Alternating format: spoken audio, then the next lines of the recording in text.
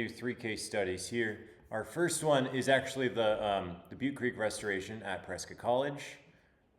So here's, anyone not been to Prescott here? Anyone? No? Okay, cool.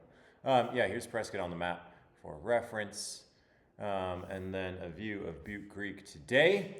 Butte Creek runs right through the middle of campus, as you can see here. And historically, Garden Street actually went through Butte Creek with a low water crossing, so there were cars driving across the creek and everything right here.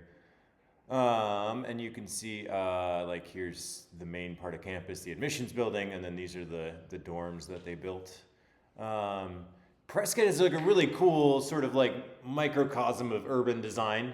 The original campus for Prescott was actually Embry-Riddle University, which is like a big sprawling campus on the outskirts of town. And then Prescott College went bankrupt, and the bank took over the campus and like locked the gates. But the students and the faculty were like, we can't let this college die.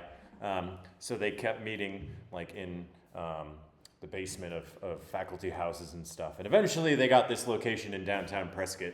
And it's really cool because the admissions building was an old bank and they just reformatted it into their admissions building. So a lot of like repurposing, reusing,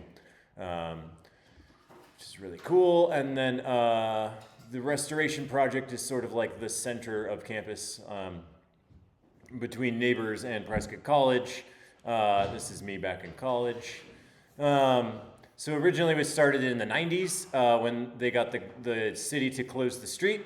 And then in the 2010s, we've done a lot of revegetation work, monitor the shape of the creek, put up some interpretive panels, which you'll see in a few of these pictures. So here's like more of a before picture. And then you can actually see some of the cottonwood plantings behind. And then this is our class with the sign that we installed. Let's see. Yeah, and then it's part of a bigger system of greenway trails within Prescott. There is a short little video about that, but maybe we'll pause that video for a second and I'll just talk about another restoration project in Prescott.